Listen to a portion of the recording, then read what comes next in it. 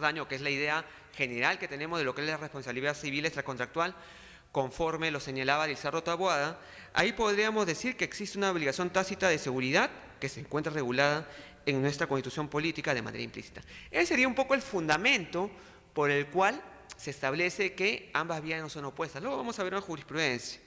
Por su parte, el tratadista peruano Juan Espinosa Espinosa, también acorde con esto, acorde con la unificación de la responsabilidad civil en una sola, señala, sin embargo, que hay situaciones en las cuales deben evaluarse individualmente aspectos contractuales y aspectos extracontractuales, así como las consecuencias en cuanto al resarcimiento. ¿Y a qué nos lleva todo esto? Nos lleva, si elegimos la vía contractual o extracontractual, va a cambiar mucho en torno a las pretensiones que podemos plantear. Porque por un lado, si planteamos la vía contractual, en este caso tenemos que tener en cuenta los plazos prescriptorios. Vía contractual, 10 años, vía extracontractual, 2 años de prescripción.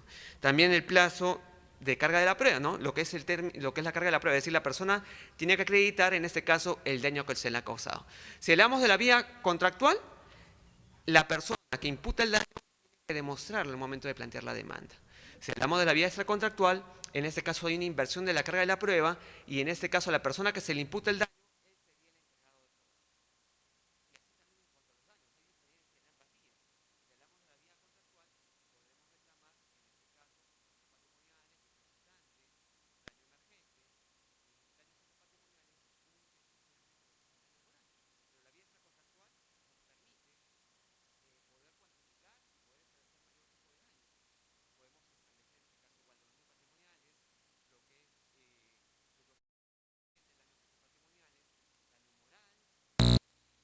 de cesareo, podemos también establecer en este caso daño psicológico, daño personalísimo, daño al proyecto de vida y todos los daños que aparecen establecidos en la doctrina y otros daños que se puedan seguir incorporando conforme a la jurisprudencia y a la doctrina que se va generando. Sin embargo, en el término, en el caso de que identifiquemos una y otra vía, podemos ver de que de repente puede ser más conveniente para nosotros aplicar algunos daños que no podemos hacerlo en la vía contractual. Y ahí viene un poco la definición de establecer correctamente la vía, si es contractual o extracontractual. En dicho sentido podemos situar la siguiente casación que pueden ver ahí, que es la casación 849-96 Arequipa del 10 de julio del año 97. Esta casación básicamente habla en relación a que pueden coexistir ambas vías. En el caso de la responsabilidad contractual y extracontractual, dice no son vías antagónicas, sino que muchas veces pueden presentarse de manera paralela, coexistiendo dentro de una situación global, produciéndose daños de distinta naturaleza, pero tienen su origen en una sola situación jurídica, como en este caso, que es una relación contractual. Es decir, de acuerdo a la situación que se pueda presentar, en este caso la víctima, producto del daño, puede en este caso aplicar o recurrir a la vía contractual o extracontractual.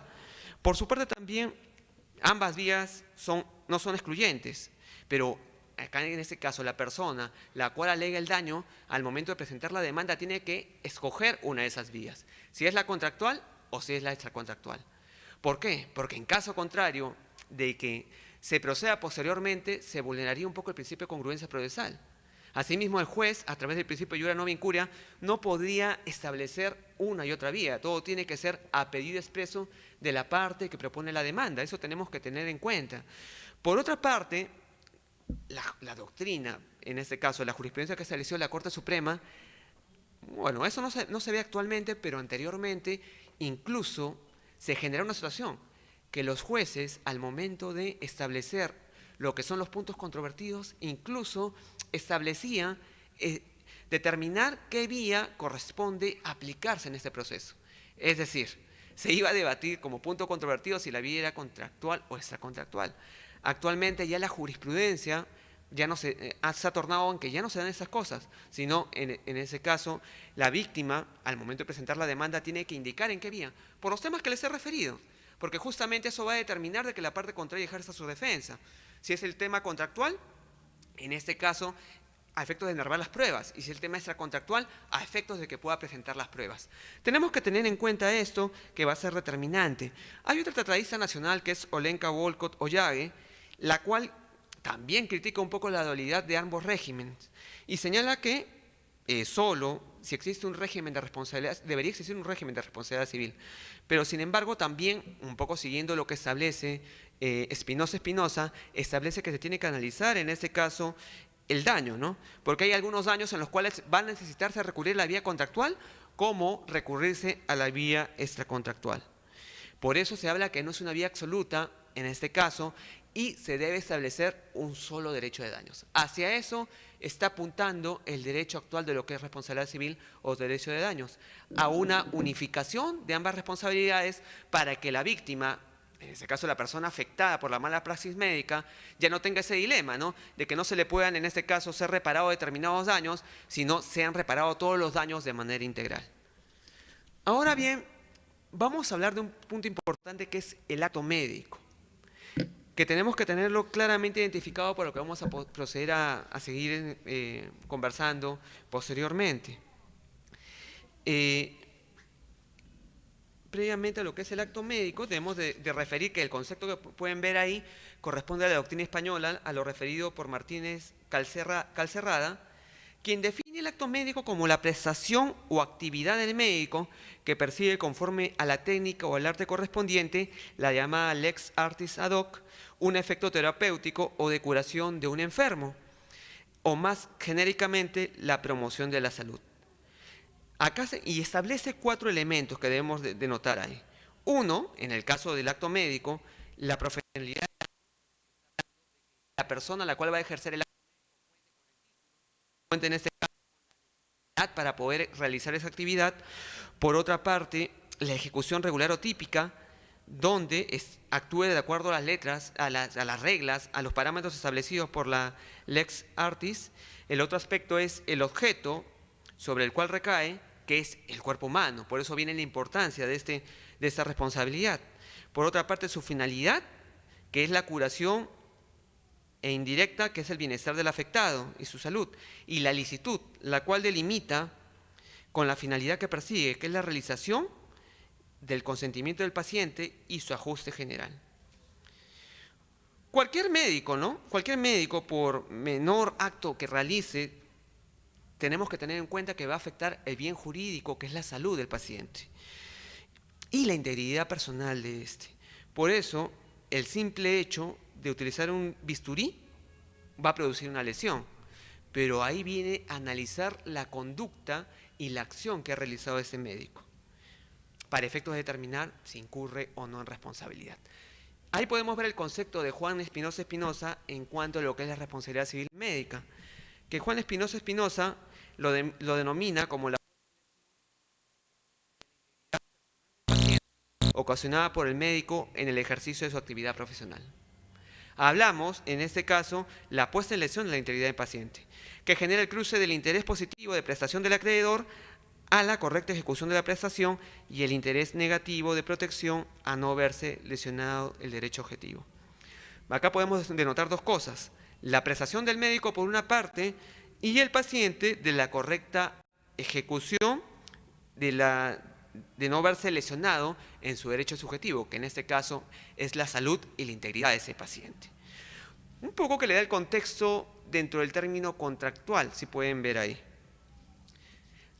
Pero para que el paciente pueda ser atendido, en este caso pueda recibir un tratamiento médico o ser sometido a una operación, se requiere el consentimiento. Un consentimiento informado por parte del médico para efecto de realizar un determinado tratamiento, como dice la diapositiva.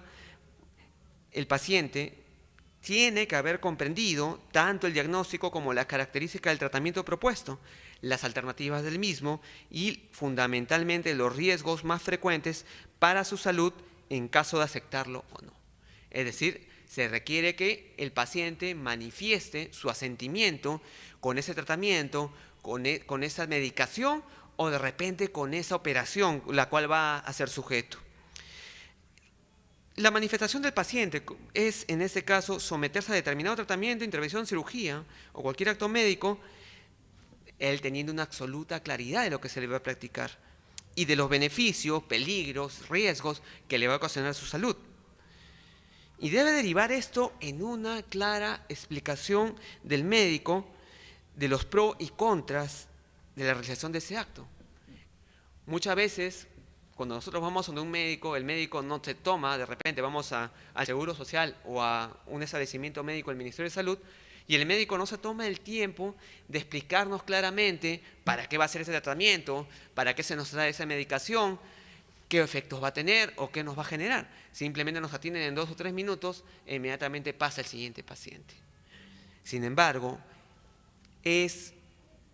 para efectos del acto médico tiene que haber un consentimiento informado del paciente. Y el paciente podría reclamar esto posteriormente para efectos de ejercer sus derechos frente a cualquier negligencia o mala praxis médica. Por otra parte, ahí podemos ver también, hablando del deber del médico, el médico debe cumplir con su deber de informar ampliamente, no solo permitir al paciente su consentimiento libre, sino para protegerse de las eventuales complicaciones que se presentan como consecuencia del inherente riesgo permitido. ¿Esto a qué nos lleva? Muchas veces se genera que por el hecho que el médico no informa al paciente, no le indica en este caso para qué es el tratamiento, para qué se le está realizando tales pruebas o tales estudios, este paciente, si ve que esa prueba, que ese análisis, que esa medicación no produce efecto, va a interpretar esto como una mala praxis médica. ¿Qué es lo que se va a generar? Eso es lo que se va a generar. Y en este caso el paciente puede tergiversar la información que le da el médico justamente por el médico no cumplir con su rol de dar, en este caso, la información adecuada a ese paciente que ocurre ese nosocomio, a ese consultorio. Porque muchas veces ya hay desconfianza. Como les digo cuando empecé esta exposición, los medios de comunicación hablan de negligencia médica, hablan de mala praxis médica, y sin embargo, frente a cualquier, de repente, un mal desarrollo, una mala evolución, por esa falta de información el paciente va a denunciar, va a acudir y con todos los consecuentes problemas que se puedan generar. Justamente por el médico no tomarse ese tiempo de explicarle al paciente ese tratamiento, explicarle lo que él tiene planteado para efectos de recuperar su salud. Y de repente si esa enfermedad es grave, no grave o lo que fuera. Yo pienso que tiene que haber claridad como se da en el derecho médico en España, en Argentina, en Colombia, pero en el caso nuestro se observa que no existe esto, que no existe esta situación. Y para efectos de poderse determinar la responsabilidad civil tenemos que tener en cuenta los siguientes aspectos. ¿Y cuáles son los aspectos que tenemos que tener en cuenta? Son analizarse los presupuestos de la responsabilidad civil. Si bien es cierto, los presupuestos de la responsabilidad civil son más de lo que vamos a señalar acá, sin embargo me he centrado en los que más se genera dentro de lo que es la responsabilidad civil médica, que es el aspecto del daño, que es el aspecto de la antijuricidad y el aspecto del factor de atribución y nexo causal, que son los que más se identifican para efectos de determinarse la responsabilidad civil médica. ¿Qué es el daño? El daño, como pueden ver en la diapositiva, en este caso es el menoscabo que se causa a la persona en cualquiera de sus valoraciones. Es decir, por la acción que en este caso ejerce el médico por su actividad profesional, de repente por efectuarlo de manera dolosa, de manera culposa, de manera imprudente o negligente, va a ocasionar un daño. Y ese daño va a ser objeto de indemnización por parte del médico o por parte del nosocomio, teniéndose en cuenta que dentro de la responsabilidad civil existe la responsabilidad solidaria entre médico y establecimiento el cual el médico presta el servicio, como vamos a ver más adelante. Por otra parte, tenemos que tener en cuenta también que el daño viene unido a los factores de atribución, ¿no? Y la relación de causalidad en base a lo cual el daño va a generar en este caso la obligación de indemnizar por esa negligencia o mala praxis médica. Ahí podemos ver, por ejemplo, lo que es una radiografía del caso que le señalé, de la persona a la cual le dejaron la gasa. Ahí podemos ver cómo se observa dentro del cuerpo la gasa a la cual se le dejó a esa persona después de la intervención quirúrgica. Por otra parte, debería aplicarse a nivel nacional, como se aplica en Argentina, lo que es la teoría de la pérdida de una chance, de una oportunidad, en la cual no tan solo la indemnización, es una propuesta que yo planteo también, en la cual no tan solo, retrocedemos a la anterior, en la cual no tan solo la responsabilidad, en este caso la indemnización, se dé por factores concretos, determinados, sino también por las oportunidades que ha perdido esa persona por esa mala praxis, esa intervención médica. Pongamos en el siguiente supuesto, por ejemplo. Una persona, la cual de repente era una modelo, sin embargo, una modelo de repente de bikinis, de ropas de baño, que salían en portadas, y si de repente a esta persona se le hace una intervención quirúrgica y la herida de repente se le tiene expuesta más tiempo del debido. Y se genera lo que es la fasciitis necrotizante, es decir, dentro de los hospitales, de la sala de los hospitales, muchas veces cuando una herida está expuesta más del tiempo, esa herida puede absorber todas las bacterias que hay en la sala de operaciones. Como sabemos, la sala de operaciones, pese a que pueda contar con los mecanismos, en este caso, necesarios para que las personas no se infecten, no contraigan alguno de los virus que existen dentro de la sala de operaciones, sin embargo, si la herida es expuesta mucho tiempo, podría contaminarse este virus, que es la fasciitis necrotizante. ¿Qué produce? Produce de que la herida se cancrene, se necrotice, y en este caso a una persona, la cual de repente, pongamos que a esa persona se le ha practicado una cesárea, no podría más ejercer su labor y perdería la oportunidad de poder seguir ejerciendo eso. Estamos hablando del daño propiamente que se le ha ocasionado a su salud y el daño por esa oportunidad que ya no va a poder ejercer por esa mala praxis médica.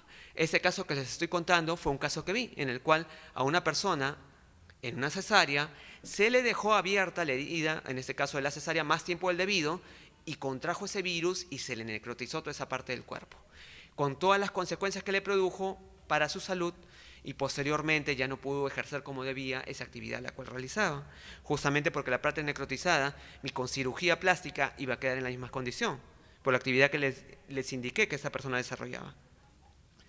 Por otra parte, otro elemento de la responsabilidad civil es la denominada antijuricidad, que en este caso implica la violación de un deber jurídico preexistente, propia de las convenciones de los contratos, asistencia médica o la prestación médico-asistencial, y que implica una regla a la cual deben someterse como la ley misma, y tratándose de un deber jurídico genérico implícito en nuestro ordenamiento. Como vamos a ver más adelante, porque vamos a analizar también jurisprudencia que ha existido por parte de Indecopi, porque también este aspecto de la responsabilidad civil médica lo podemos enmarcar también dentro de lo que es la defensa y la defensa del consumidor. Vamos a ver de que existe la responsabilidad de medios y de resultados.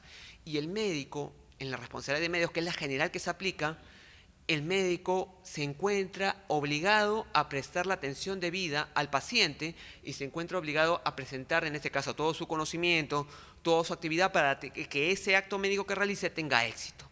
Pero, sin embargo, no se le exige un resultado. La antijuricidad gira en torno a eso. Si la norma establece, como en el caso, ¿no?, todo aquel que ocasiona un daño tiene que indemnizarlo. En el caso de la responsabilidad civil contractual, por el cumplimiento parcial, tardío o defectuoso. En ese caso, por el contrato que establece el paciente con el nosocomio médico y con el médico que lo va a tratar. En dicho sentido, la antijuricidad vendría en el cumplimiento de esa norma que establece esa obligación contractual. Y en el ámbito extracontractual, por el deber genérico de no causar daño, en este caso a la salud y a la integridad de ese paciente. Pasemos a la siguiente para analizar el otro elemento, que es el factor de atribución. El factor de atribución que nos lleva al siguiente análisis, ¿no? A hacernos la siguiente pregunta. ¿A título de qué es responsable? ¿A título de qué puedo imputarle la culpa a ese médico, a ese profesional que me ha atendido? Y la responsabilidad civil médica parte del hecho personal, lo que hace que el factor de atribución sea subjetivo, dependiendo de la conducta y el acto médico que haya realizado ese profesional. Por otra parte, para ello se tiene que analizar sobrar para determinarse si correspondió a este y para determinar si existe en este caso algún tipo de culpabilidad o existe el dolo o propiamente la culpa o negligencia. En lo que es la responsabilidad civil contractual, comparándolo con el ámbito extracontractual, en el contractual se va a evaluar en este caso tan solo el hecho propio que ocasiona, en este caso, el daño o la mala praxis médica al paciente.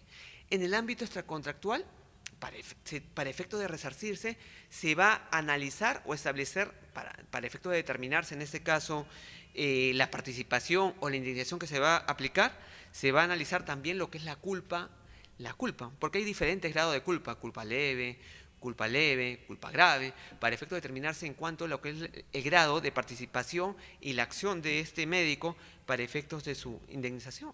Hagamos un ejemplo sencillo, por ejemplo. Son actos los cuales los podemos practicar nosotros y nos pasan muchas veces.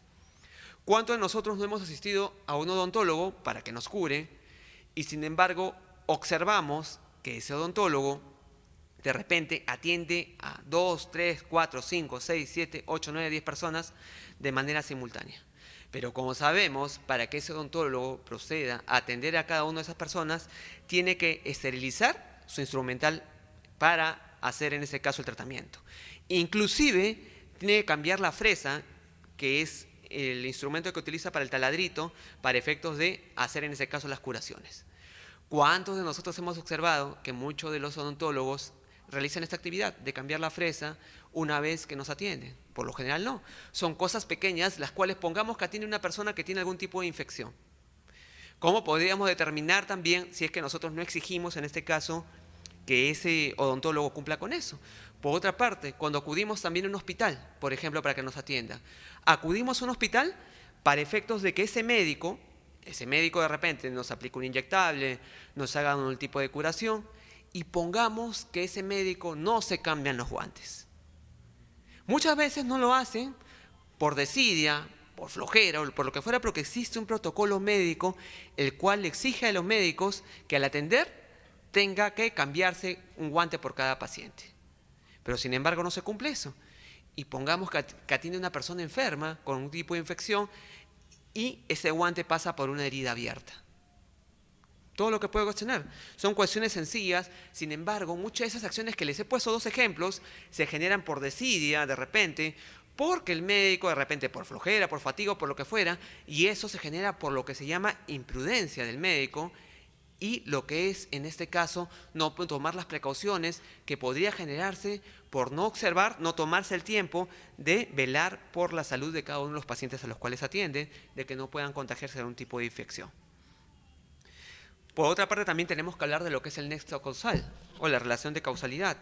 Este nexo causal que podemos ver ahí en esa diapositiva nos va a permitir establecer la autoría material del médico responsable. Es decir, tenemos que establecer la relación que existe entre la acción o el hecho producido por el acto médico y el daño propiamente. Y esa relación que exista va a determinar, en este caso, la obligación de indemnizar a ese médico, al paciente o a la persona afectada por su salud.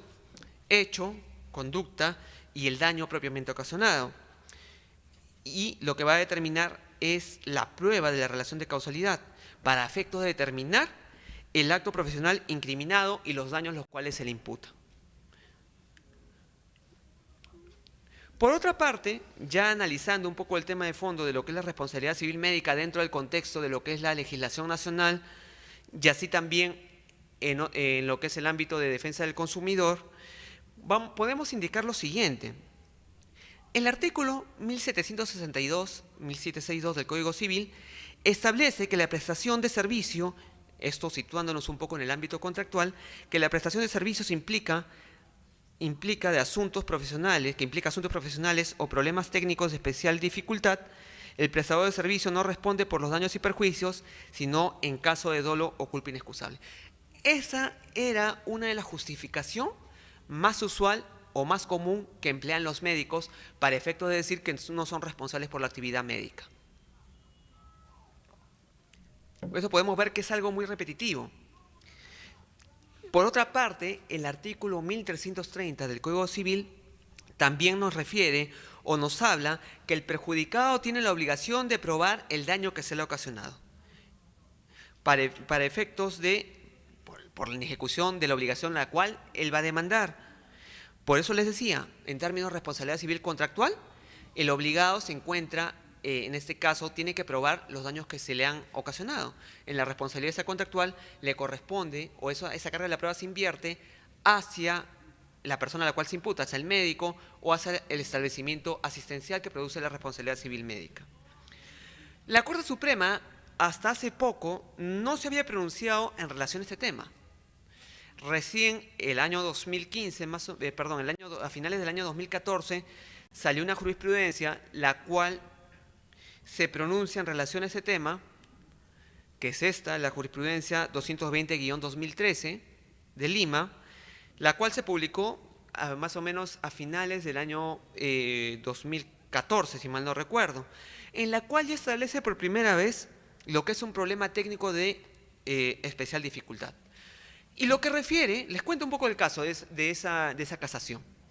Refiere que una persona sufre un accidente de tránsito, en la cual se le dan los primeros auxilios, y el médico, y esta persona queda con una herida expuesta, pero sin embargo, el médico lo atiende, y tenía también presentada una factura sobre la herida expuesta, y ese médico lo que opta por hacer es aplicarle una bota de yeso a esa persona, y la consecuencia posterior a esa persona fue de que esa herida se le necrotizó con la infección y todo eso que le causó. Y el tratamiento adecuado que debió tener es ponerle una férula abierta para efectos de que esa herida se pueda curar. Y se generó responsabilidad. Y el hospital en nosocomio estableció que era un asunto en este caso de cierta dificultad, por lo cual no era responsable de indemnizar porque no había cometido dolo o culpa inexcusable. La Corte Suprema en ese caso determinó que eso no correspondía porque, como pueden leer ahí, el uso de uno u otro aparato, la calza o yeso o férula, no revisten en ese caso médicos especializados. Por otra parte, coligue, mientras que por otra parte señala que el médico debe ser más escrupuloso en cuanto al protocolo y el éxito de la intervención médica. Cuando un médico realiza una intervención médica, existe un protocolo. Por ejemplo, uno de los protocolos que existen dentro de una operación es que el médico, al momento de realizar la intervención quirúrgica, haga el conteo de todo el instrumental médico que va a emplear para la operación. Y al culminar, tenga que también realizar ese conteo. Otro punto es que también en cuanto al número de gasas que se va a emplear, tiene que igualmente hacer el conteo del número de gasas con el cual empieza la operación y con la cual culmina la intervención quirúrgica. ¿Para efectos de qué? Para efectos de que el médico pueda saber si se le ha quedado algún tipo de gasa o lo que fuera y pueda tomar solución y no afectar a la salud del paciente. Y en este caso el nosocomio alegó eso. Y habla en ese caso que para efectos de que sea problemas técnicos de especialidad o dificultad, se tiene que tratar en este caso de una enfermedad nueva, de una enfermedad la cual recién se ha presentado a nivel nacional o de repente alguna enfermedad que requiere un tratamiento médico. Ahí se podría hablar de un asunto de determinada dificultad en el cual el médico quede eximido de cualquier tipo de dolo o culpa por la actividad médica que pueda realizar. Si es un tratamiento médico nuevo, es un medicamento nuevo, experimental que va a aplicar, evidentemente no podemos culpar al médico por el empleo de eso, porque el médico se entiende que le ha informado al paciente y le ha dicho que ese es un medicamento experimental y lo que puede producir, puede sanarlo o no puede sanarlo, y es para probar si puede en este caso mejorar o no. Pero como nuevamente volvemos al mismo punto, todo depende de la información que dé al médico a su paciente. Acá, por ejemplo, le puso la calza de yeso. Yo tampoco lo entiendo, ¿no? Por sentido común, si tienes una herida expuesta no vas a taparla, ¿no? Pero acá se generó eso. Le puso el yeso, la herida se infectó con todo lo que determinó en el paciente. Y fue indemnizado, ¿no? Por otra parte, dentro de lo que es la información que tiene que dar el médico, al momento de brindar un tratamiento, genera, en este caso, una relación contractual con el paciente, como lo hemos venido afirmando. Y surge el derecho del paciente frente a esa relación contractual de obtener una reparación por cualquiera de los daños que se le hayan podido causar a ese médico. Tenemos que tener en cuenta eso. Por otra parte, existe un contrato de locación de servicio al momento que el paciente acude, saca una cita o se opera en una clínica. Igual frente al sistema, en este caso de salud, o frente al Ministerio de Salud, se genera esa relación obligacional. Se generan en este caso. Aunque muchas veces los hospitales, los nosocomios, pueden alegar muchas veces, como he visto en algunos casos, en los cuales alegan o se presentan que no tenían un contrato directo con el médico, que han tercerizado sus servicios para efectos de repente que pueda utilizar su infraestructura para efectos de establecer en ese caso esa operación o lo que fuera. Como se genera por lo general muchas veces en lo que es la cirugía plástica. Muchas veces los médicos que practican cirugía plástica no tienen una sala de operaciones y alquilan o contratan de repente sala de operaciones de determinadas clínicas. Y justamente ahí se genera el problema del paciente de poder demandar a ese nosocomio o a ese establecimiento médico. Por eso se habla de que responsabilidad civil médica se tiene que flexibilizar la carga de la prueba y se tiene que flexibilizar los requisitos que se exigen a la víctima de la mala praxis. Después de todo lo que se le ha causado, de repente, como en el caso que se escuchó del Hospital Sabogal, al cual un señor se le amputó una pierna por otra. Esa persona, ¿cómo quedó en su aspiración? La persona se había hecho la idea primigeniamente de que le iba a faltar una pierna, pero imagínate que se quede sin dos. Les debo comentar que en relación a ese caso, de lo que pude revisar un poco de las noticias, bueno, la investigación que estaba haciendo, a esta persona no llegó a judicializarse ese caso. Es uno de los pocos casos en los cuales se resolvió por lo que es los medios alternativos de resolución de conflictos, como fue la conciliación extrajudicial. Y esta persona, bueno, tuvo una buena asesoría, tuvo en este caso una buena defensa, en la cual esta persona consiguió que se le indemnizara con 1 millón de nuevos soles. Y lo que consiguió también esta persona fue que ese hospital le diera tratamiento en su domicilio y asimismo tratamiento psicológico, fuera de esa indemnización. Esto lo asumió el gobierno regional del Callao, porque ese nosocomio en el cual se le atendió corresponde al gobierno regional. Aunque el señor se le va a pagar de manera periódica, porque así establece, de montos de 20.000 en 20.000, ese señor se va a ver resarcido, ¿no? Era una persona de 70 y tantos años, si mal no recuerdo, pero sin embargo, pongámonos el supuesto, ¿no?, de que nosotros ya nos hacemos la idea, por la afección que tenemos, que nos van a quitar una pierna, por lo menos podríamos andar con muletas, pero sin embargo, que nos quiten que nos quiten las 2 piernas, tendremos que andar dependiendo de otra persona, nos cambia nuestro panorama, nuestro proyecto de vida, e incluso nos puede causar daños psicológicos y daño moral, ¿no?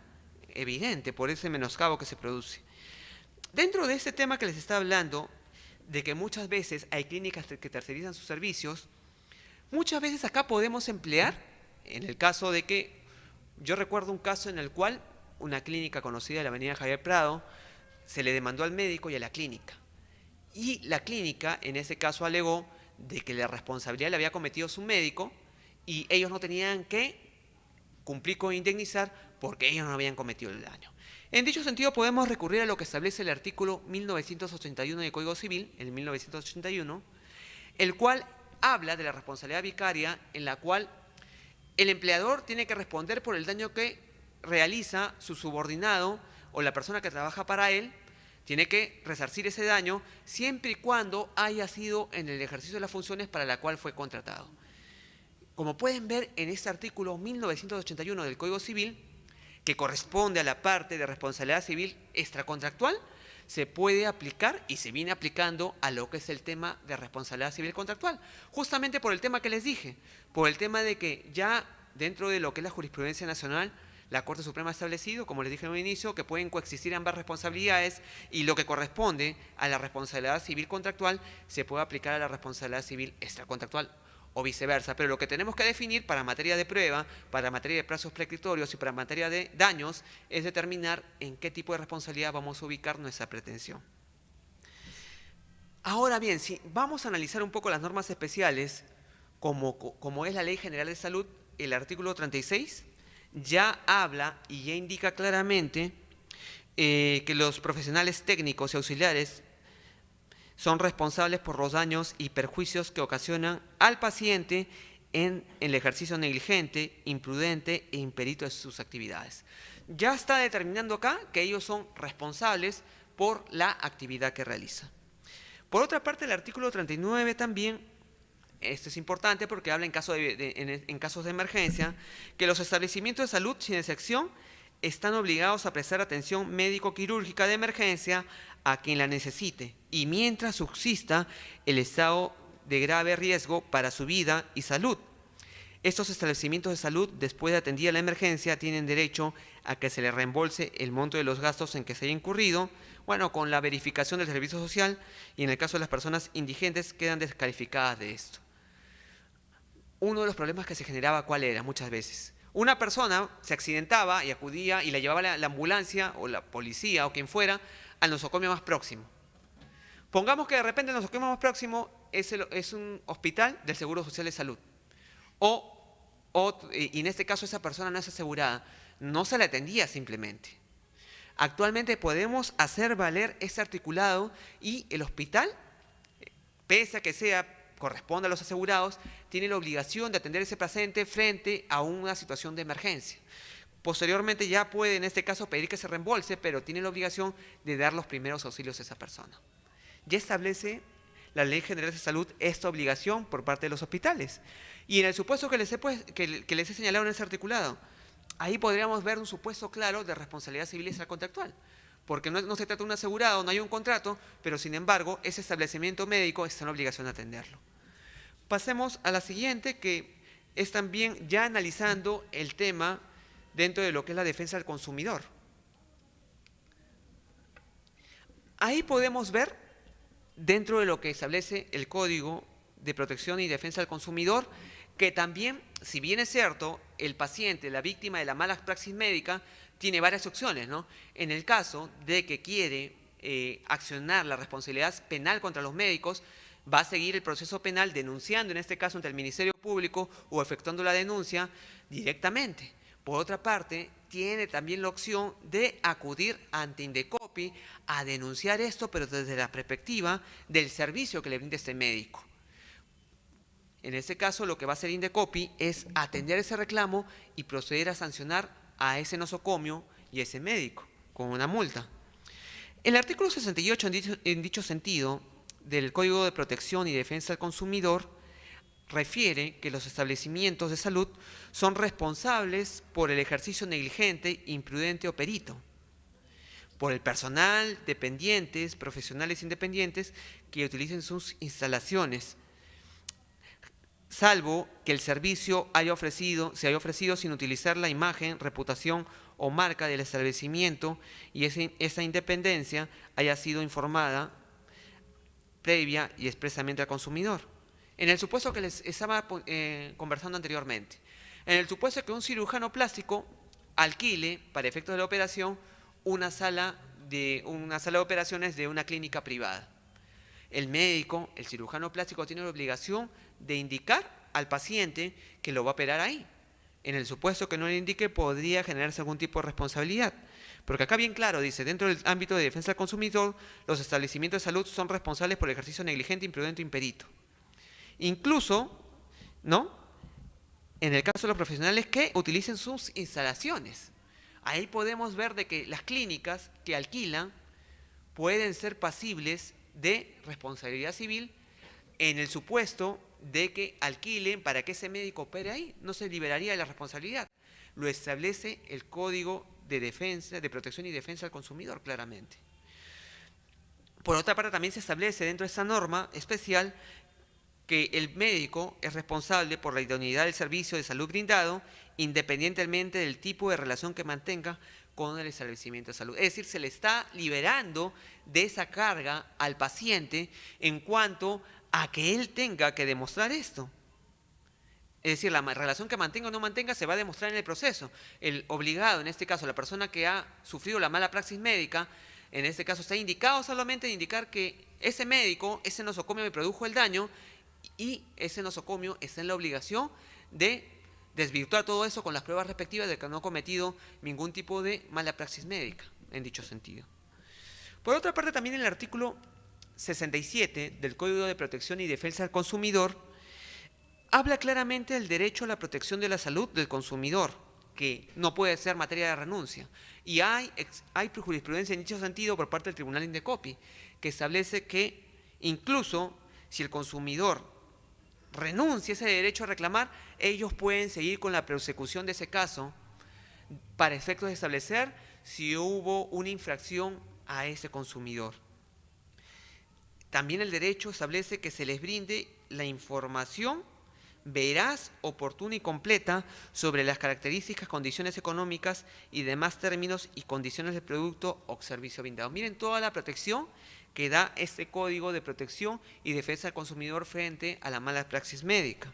Por otra parte, también refiere a que se les dé en términos comprensibles y dentro de las consideraciones de ley, la información completa y continua sobre su proceso, diagnóstico, pronóstico y alternativas de tratamiento, así como sobre los riesgos, contraindicaciones, precauciones y advertencias y los productos o servicios brindados. Pueden ver lo completo que es en cuanto a lo que es los derechos que tiene, en este caso el paciente como consumidor, frente a su médico o frente al establecimiento que le va a brindar esa atención a su salud o le va a aplicar algún tipo de acto operatorio. En dicho sentido, también se refiere acá a la comunicación suficiente, clara, oportuna y veraz, fácilmente accesible, todo lo necesario para que se pueda dar el consentimiento informado. Es decir, ese paciente acepte las condiciones de ese servicio, de esa atención, de esa actividad que va a realizar el médico, ese tratamiento, para efectos de que se proceda con el mismo. En la práctica, en la actualidad, ¿cuántos casos vemos de que el médico se tome el tiempo debido de dar esa explicación, de dar ese tratamiento, para efectos de que el paciente dé el consentimiento? Simplemente cuando se va a realizar la operación, se le entrega un papel de riesgo quirúrgico para que firme, en este caso, los familiares de la persona a la cual se va a operar. Sin embargo, a los familiares no se les explica de los riesgos, todo lo que va a acontecer. Simplemente se le hace firmar y la persona está bien enterada de lo que se le va a aplicar al médico, al paciente. El médico posteriormente, después de la operación, bueno, podrá dar alguna indicación. Existe ese hermetismo, esa falta de comunicación a nivel nacional. Cosa que en Europa, en el caso de España, en el caso de Argentina, hay la jurisprudencia más clara que exige que el médico tenga que dar esa información y se tome ese tiempo para el paciente. Porque es un derecho, en este caso del paciente, del consentimiento informado y el derecho a ser informado en cuanto a los términos en los cuales está siendo atendido. Por otra parte, este mismo ordenamiento, hablando ya de términos del servicio que se brinda, el artículo 18 habla de la idoneidad del servicio, ¿no? Que dice: se entiende por idoneidad la correspondencia entre lo que un consumidor espera y lo que efectivamente recibe, en función a lo que se le hubiera ofrecido. La publicidad e información transmitida, las condiciones o circunstancias de la transacción, las características y naturaleza del producto o servicio, el precio, entre otros factores, atendiendo a las circunstancias del caso. En ese caso, para que sea un servicio idóneo, se le tiene que dar toda esta información al paciente. Si no, no puede ser considerado idóneo. Evidentemente, en el caso de que se trate de un servicio médico en el cual se ofrece un resultado, como en el caso de una cirugía plástica, se tendría que acreditar lo que se le ofreció y lo que se le dio al paciente. Si nos ponemos a hacer una operación simple, buscar en internet todas las imágenes de negligencia médica, vamos a observar casos de verdad que hasta sorprende, en los cuales no se ha cumplido con la cirugía estética, se le ha causado mayor daño de repente. Estaba viendo también el caso de una persona, bueno, de una de hace poquito, que se presentó a través de un medio dominical de televisión, en el cual uno de estos imitadores de Yo Soy se le había afectado en su rostro por una mala praxis también médica. Es decir, del rostro que tenía antes, actualmente está irreconocible el rostro. Se le ha afeado y esa persona vive de su imagen, en este caso. Ahí es que él, en ese supuesto, tendría que demostrar lo que se le ofreció y cómo quedó. Eso es lo que se exige cuando se ofrece un resultado a ese paciente.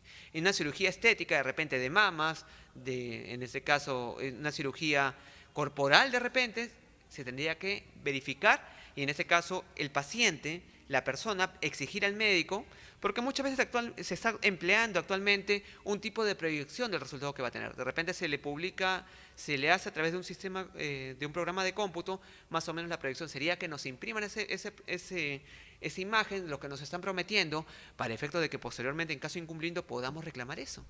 Si no, ¿cómo? O sea, todo gira, lastimosamente, en lo que es mala praxis médica, todo gira en torno a la prueba y a lo que acredite.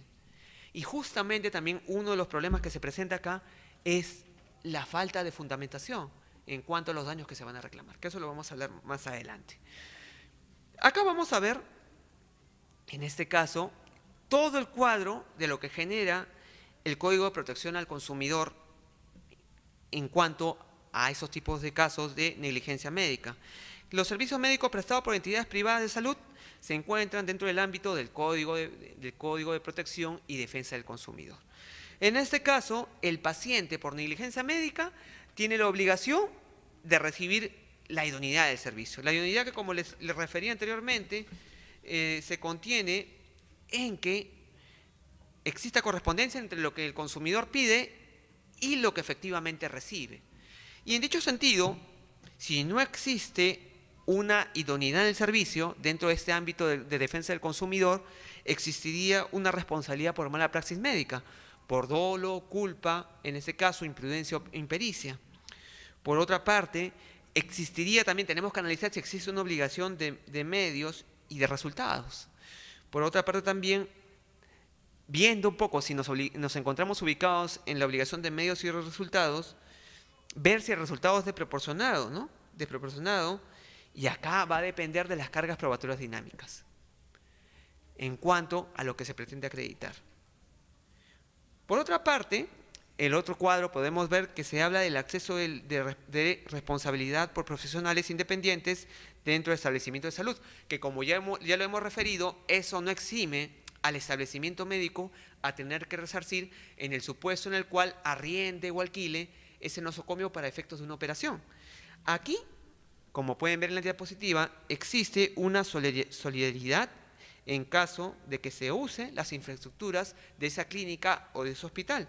Y por otra parte, solo el profesional, en caso de que se haya informado claramente al paciente, en este caso no existiría esa responsabilidad. Esa responsabilidad tendría que constar por escrito. Ahí viene un poco nuestra observación de cada uno de nosotros al momento de contratar estos servicios, de leer claramente los documentos que nos hacen firmar en caso de una intervención quirúrgica, en caso de una operación, para efectos de que en el supuesto que se produzca una mala praxis médica, tengamos en este caso la alternativa de poder demandar tanto a la clínica como al médico que nos ha ocasionado el daño. Pero todo este ámbito de lo que es la protección y defensa del consumidor nos va a permitir ¿qué? Nos va a permitir de que podamos establecer claramente, en este caso, el factor de atribución para posteriormente acudir a la vía civil y pedir un resarcimiento económico. Indecopi, en este caso sus salas, sus tribunales, pueden establecer algún tipo de responsabilidad médica, pero sin embargo no va a proceder a indemnizarnos. Va a dejar abierta la posibilidad de acudir a la vía civil para efectos de que se pueda resarcir esos daños. Pero este informe, esa resolución y ese procedimiento que hemos seguido es prueba para efectos de que se pueda demandar ya la indemnización en la vía civil. Por responsabilidad contractual, esa contractual va a ser un elemento probatorio el cual va a considerar el juez, porque también incluso en estos procedimientos que realiza Indecopi, también incluso se van a practicar pericias médicas. Se va a poder practicar, como vamos a ver alguna jurisprudencia en dicho sentido. Vamos a ver dos jurisprudencias que considero relevantes que nos van a permitir un poco comprender y entender un poco el tema que les he estado reseñando. Podemos ver en primer lugar esa resolución emitida por la sala de Indecopi, la sala en este caso que defiende al consumidor, que emitió la resolución 1264 del año 2010, la cual establece algunos supuestos relevantes, ¿no? Que habla en este caso del supuesto en el cual se acude a una clínica estética con la finalidad de mejorar la apariencia de unas cicatrices que presentaba luego de haber sufrido un accidente automovilístico una persona. En la clínica le practican un tratamiento con láser, en este caso que le asegura que va a mejorar la apariencia de esas cicatrices que había tenido por ese accidente automovilístico y que le iban a atenuar un 60% de la apariencia de las cicatrices. Pero sin embargo, dicho tratamiento le produjo úlceras porque se le produjo quemadura de segundo grado. Es decir, el láser, en este caso, en vez de mejorar su apariencia, quitar las cicatrices, le produjo quemaduras, como pueden leer ahí. Una situación en la cual se espera un resultado, pero sin embargo se genera otro distinto. Y en dicho sentido, así se pronunció Indecopi en este caso. ¿Qué señaló? Habló en este caso de dos tipos de servicios médicos. Dice, los que involucran una obligación de medios y aquella que involucra una obligación de resultados. Así, la expectativa que tenga el consumidor del servicio brindado dependerá fundamentalmente del tipo de obligación al cual se encuentra sujeto el profesional médico. Servicio médico, ahí explica lo que es un servicio médico sujeto a una obligación de medios y un servicio médico sujeto a una obligación de resultados. Un consumidor tendrá la expectativa que durante su prestación, en el caso de una obligación de medios, no se le asegure un resultado, pues este no resulta previsible. Sin embargo, sí se esperará que el servicio sea brindado con diligencia debida y con la finalidad y con la mayor dedicación, utilizando todos los medios requeridos para garantizar el fin deseado por parte del médico. Por otra parte, el servicio médico sujeto a una obligación de resultados, aquí el consumidor que espera que al solicitar dichos servicios se le asegure un resultado, el cual no solamente es previsible, sino que constituye el fin práctico por el cual se han contratado dichos servicios. Si el consumidor considera cumplida la obligación, cuando se haya logrado el resultado prometido, con la debida diligencia. Este caso que les reseñé, que les hice referencia, hace o nos lleva a una obligación de resultados, porque en este caso se sometió a un tratamiento estético en el cual se le aseguró que se le iba a desaparecer las cicatrices producto del accidente automovilístico. Ahí podemos ver que ya Indecopi establece o evalúa la obligación de medios y lo que es la obligación de resultados. Por otra parte, también podemos hablar de otro pronunciamiento en el cual se establece un poco lo que es las pruebas en este tipo de responsabilidad. Que en este caso es la resolución emitida en el expediente 1934-2009, en el cual se habla del caso de un paciente de avanzada edad, el cual ingresa a la clínica padeciendo una fractura de cadera. Este paciente tiene antecedentes de problemas de vesícula e infección urinaria y el médico anestesiólogo y el endocrinólogo deciden postergar la operación por 3 días. Posteriormente, la operación se practica, sin embargo, un día antes de los 3 días previstos. Y durante la misma se producen complicaciones. Primero una bradicardia, luego un paro cardíaco y al resucitarse al paciente, este queda en estado de coma. Imagínense lo que le pasó. El paciente fue en ese caso, por una falencia o una dolencia de lo que es la vesícula y la infección urinaria, pero sin embargo se quedó en coma este paciente. Pero ¿qué pasó? Lo que me resalto más, por eso lo hemos subrayado. Durante la tramitación de este procedimiento, los peritos precisaron que la historia clínica se encontraba incompleta y que la revisión de la misma no era posible establecer una relación entre los errores en el tratamiento y condiciones del paciente. Increíble, ¿no? En este caso, la negligencia en cuanto a la historia médica quieren que sea, en este caso, eximente o justificatorio para el daño que se le ha podido ocasionar a esa persona, a ese paciente. Sin embargo, Indecopi, justamente el problema que les refería, ¿no? Que la carga de la prueba, esta inversión de la carga de la prueba en lo que es responsabilidad contractual es a contractual, pero sin embargo, Indecopi aplica una solución, extraída un poco de la doctrina que se viene aplicando en Argentina, que es el supuesto criterio de la carga probatoria dinámica. ¿Qué establece la sentencia de Indecopi? Si se produce un resultado dañoso, que normalmente no se produce, más cuando media una conducta negligente, responde el que ha ejecutado esta, a no ser que pruebe, en ese caso, la causa ha estado fuera de la esfera de acción. En el caso de la carga dinámica de la prueba es todo lo contrario. ¿Qué se busca con la carga dinámica de la prueba? Se busca en este caso dar solución a esa mala praxis médica, a esa tensión.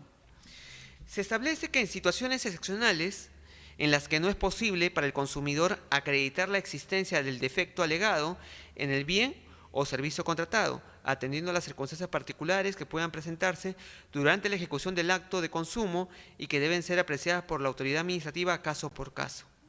En tales supuestos, en un imperativo, flexibilizar la regla de la carga de la prueba a efectos de asegurar el cumplimiento del deber especial de protección de los derechos de los consumidores y usuarios conforme a lo estipulado, conforme a lo establecido en la Constitución Política del Estado, ¿no?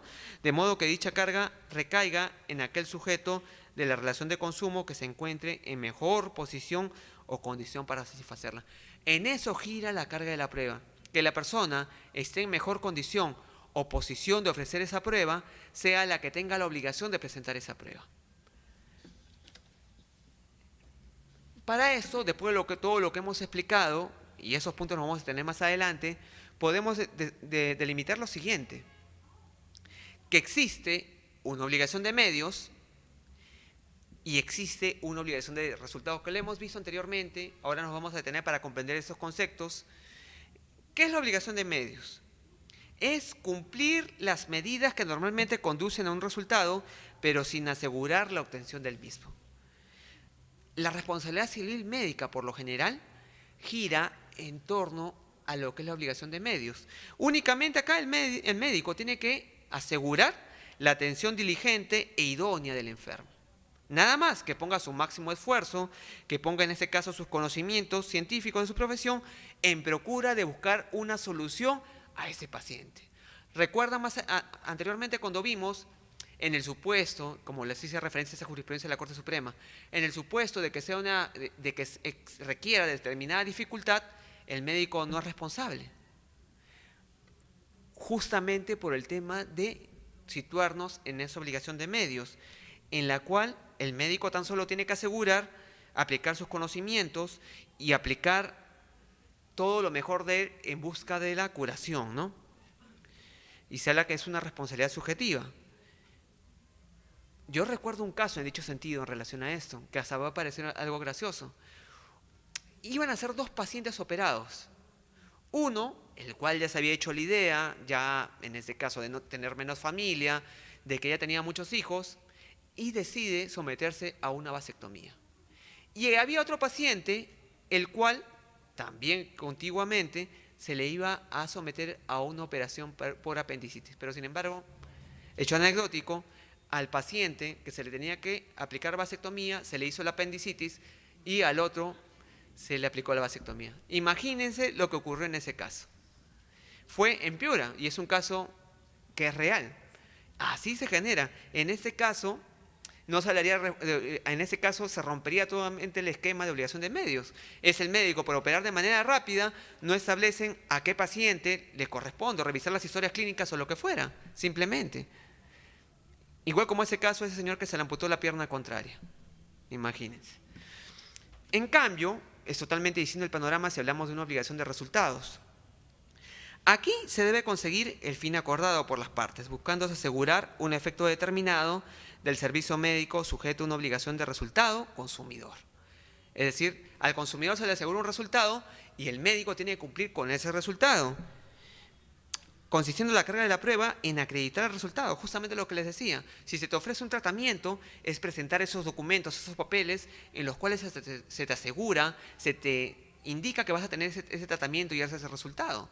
Así también los documentos, por ejemplo, de todo en este caso la medicina que vas a utilizar, en este caso de todos los pasos que van a seguir para ese tratamiento y todo lo pertinente, ¿no? También eso va a permitir en este caso poder acreditar que el médico no cumplió con el resultado deseado, en dicho sentido.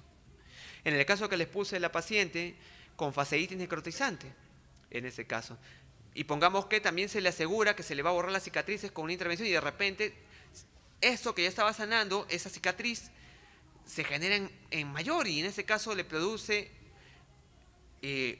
un aspecto el cual esa persona nunca más podría utilizar bikini o realizar la actividad que tenía que realizar antes que se produjo el daño. Ahí sería una obligación de resultados y claramente la obligación de resultados se genera en lo que es la actividad de cirugía estética o lo que es cirugía plástica, ¿no? Ahora bien, un tema importante y en el cual también yo tengo una propuesta es en relación a lo que es la carga de la prueba.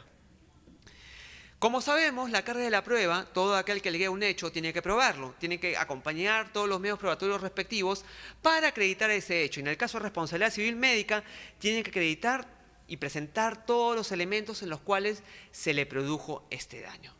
La responsabilidad civil médica, como lo hemos visto anteriormente, teniéndose en cuenta que el proceso civil gira en torno al principio dispositivo, es decir, en torno a lo que alegan e indican las partes del principio de congruencia que el juez va a resolver en torno a lo que señala la demanda, lo que establece la contestación y los puntos controvertidos.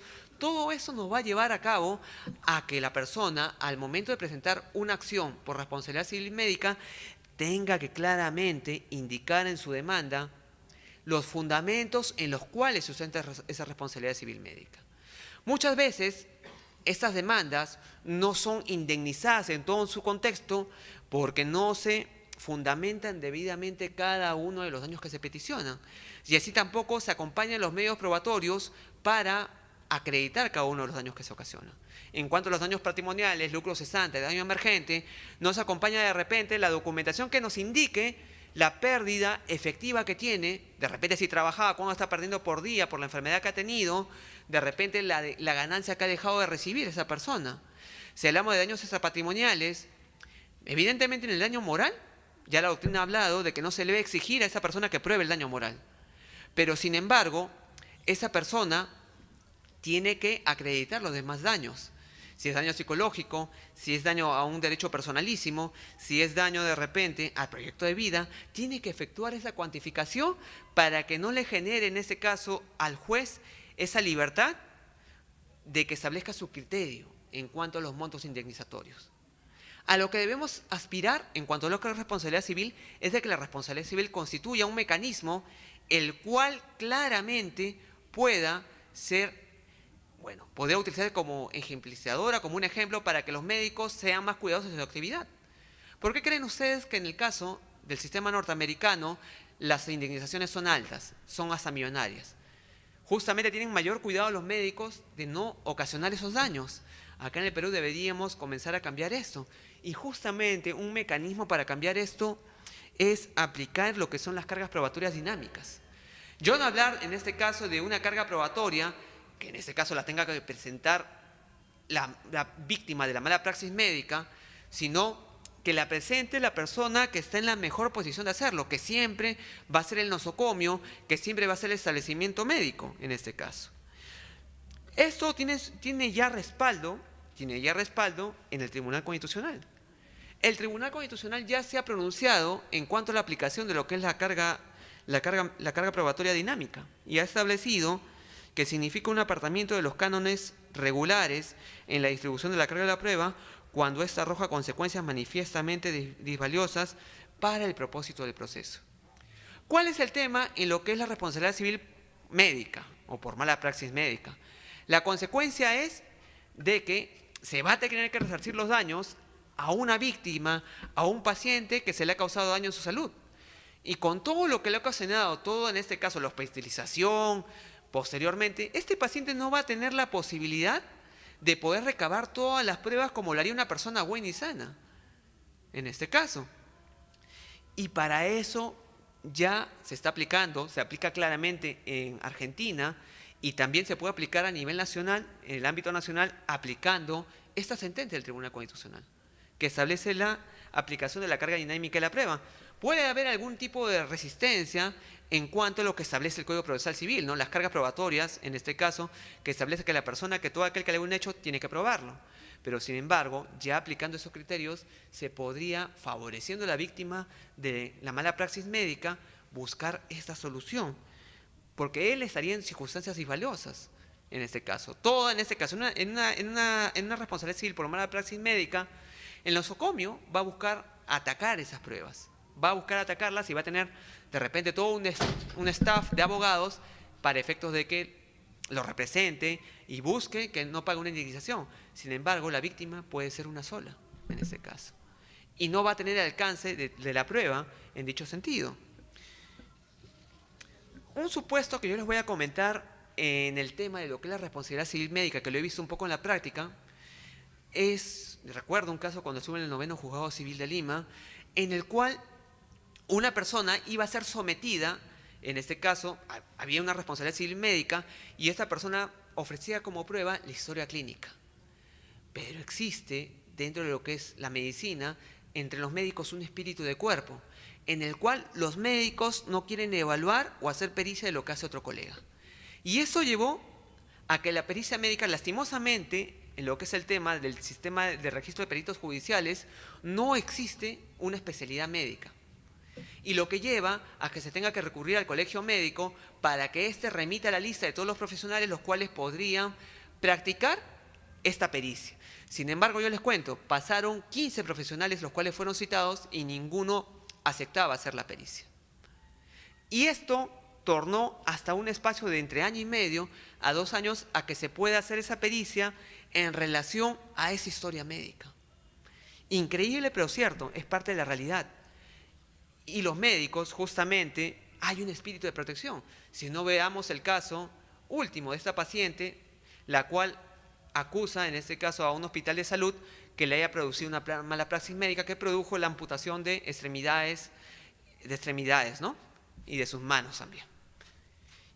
Y vemos los comunicados que sacó el colegio médico y todo lo demás, buscando, en este caso, liberar de responsabilidad al médico. Aunque este caso aún sigue en investigación, no conozco aún el pronunciamiento que haya hecho la Superintendencia de Salud en relación a esto, sin embargo, se ve que existe por parte de los médicos una suerte de protección que impide que se pueda determinar y verificar la mala praxis médica. En dicho sentido, uno de los elementos importantes para lo que es la acreditación de lo que es la responsabilidad civil médica va a ser la historia clínica.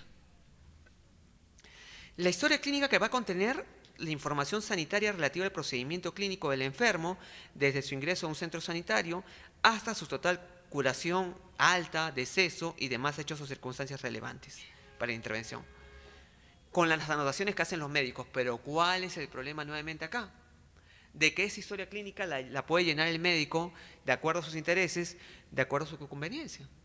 Por eso es importante, y acá viene un poco lo de los familiares, en que estos puedan indicar, denunciar inmediatamente si tienen algún tipo de cuestionamiento o duda de que esa historia vaya a ser manipulada, denunciar ante la superintendencia que existe en el Ministerio de Salud, para que pueda ejercer el control de ese acto médico. Y justamente existe también un problema, aunque lo que es defensa del consumidor establece de que en este caso el paciente tiene el acceso o puede tener el acceso a su historia médica. Pero sin embargo, los nosocomios, los establecimientos médicos no nos proporcionan esa historia clínica o esa historia médica. Pero sin embargo, todo gira porque se va a practicar la pericia en torno a esa historia médica. Y justamente, como les digo, en el caso que les reseñé, existe una tendencia a que la historia médica, como forma parte del paciente, pueda tener acceso y pedir las copias. Pero en el supuesto que no se nos dé, dentro del proceso podemos exigir y nosotros no incorporarlo como prueba. El juez tiene que entender e indicar que se oficie a ese establecimiento médico para que remitan esa historia médica. Porque la historia médica son los actos médicos de uno, personales de uno, no es de fulano o mengano, y frente al requerimiento nos podrían pedir las copias de eso. Y para eso podemos emplear también la acción de garantía, podemos emplear una vía data para obtener esa información. Importante, pero es la realidad. Porque los médicos, también existe algo acá, que si nosotros nos podemos a buscar, a googlear como se dice coloquialmente, términos de negligencia médica, lo que es responsabilidad civil médica o mala praxis médica, y queremos ver la información que manejan los médicos, no lo vamos a encontrar. Por eso los médicos emplean dos términos, ¿no? No emplean negligencia, los médicos emplean el término accidentalidad y eventos adversos.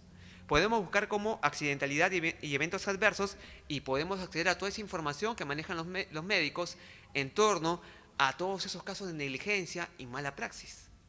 Porque si los buscamos no vamos a obtener información, podemos obtener de casos o lo que fuera, pero si buscamos con accidentalidad, los médicos así definen su mala praxis. En dicho sentido, después de todo lo que les he puesto, les he referido, les he expuesto el día de hoy, hemos conversado, les he intercambiado algunas experiencias mías también, en dicho sentido vamos a arribar a algunas conclusiones. Justamente el tema que les estoy exponiendo el día de hoy es materia de una investigación que he hecho y la cual va a ser publicada en este mes de octubre en la revista, en el número 28 de la revista Actualidad Civil de la editora Pacífico. Ahí van a poder ver todos esos puntos de manera clara, que este tema, esto que analizó esta investigación, va a ser publicada en dicho medio, esa revista jurídica, ¿no? Para que puedan ampliar este tema. ¿A qué conclusiones podemos arribar después de todo lo que les he referido? La primera, un poco haciendo memoria de todo lo que les he referido.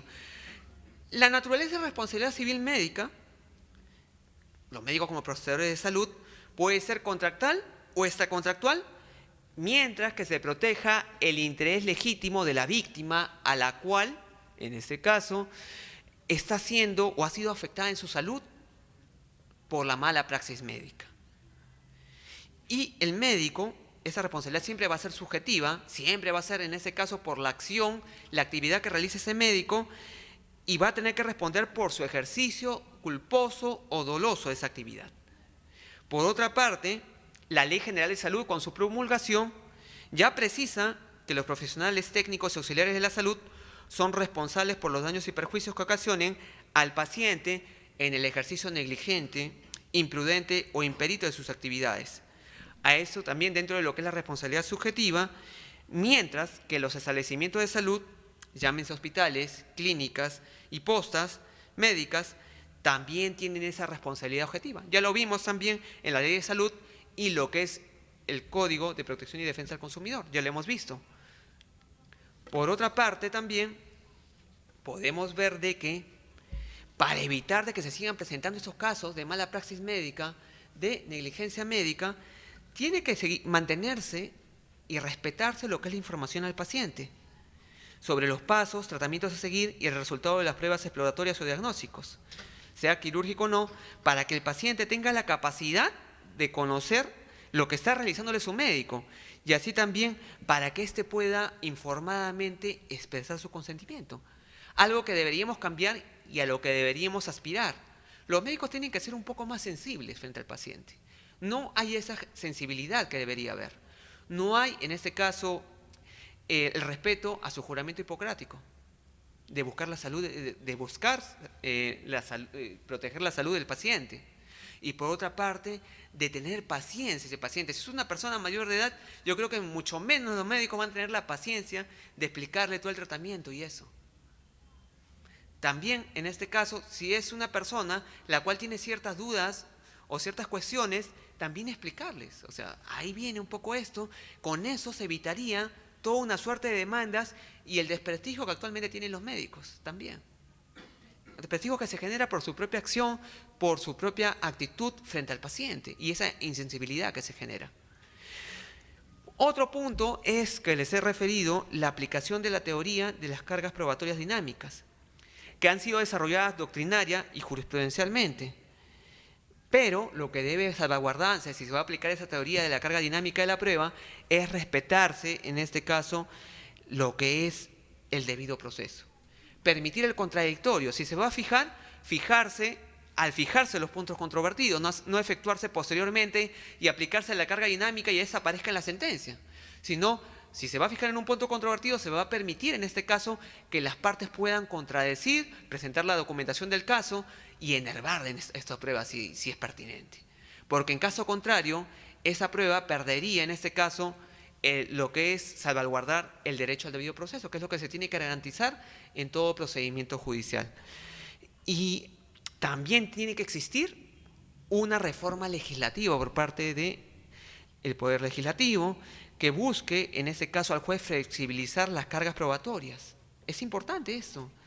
Es importante que haya esta reforma legislativa para esos temas de responsabilidad civil médica, que permitan ampliamente a los jueces, sin ningún tipo de temor, aplicar esta carga dinámica de la prueba. Y también eso va a apuntar a que exista un cambio en cuanto a los cuantos indemnizatorios, en cuanto a la cuantificación que hacen los jueces, que no sea diminuta, sino que sea en toda la proporción del daño que se ha ocasionado. Debe aplicarse, como les digo, indemnizaciones altas para efectos de que tampoco se produzcan los casos que presenté inicialmente de mala praxis médica. El médico, si va a saber que se le va a imponer esa indemnización, va a tener mayor cuidado en la actividad médica que realiza. Y la doctrina gira en torno a eso, a indemnizaciones mayores por esa mala praxis médica.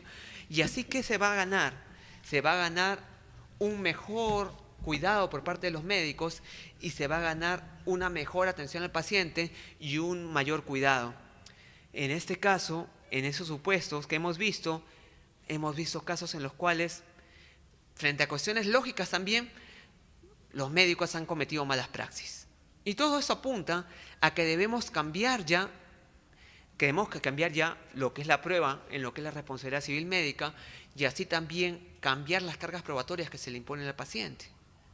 Así también denunciar si hay un hecho por malas praxis médicas. Conocemos los casos más que todo de capitales, de Lima, el caso que les referí de Piura, de Chiclayo, pero sin embargo no conocemos los casos que puedan existir en el interior. existe una desinformación.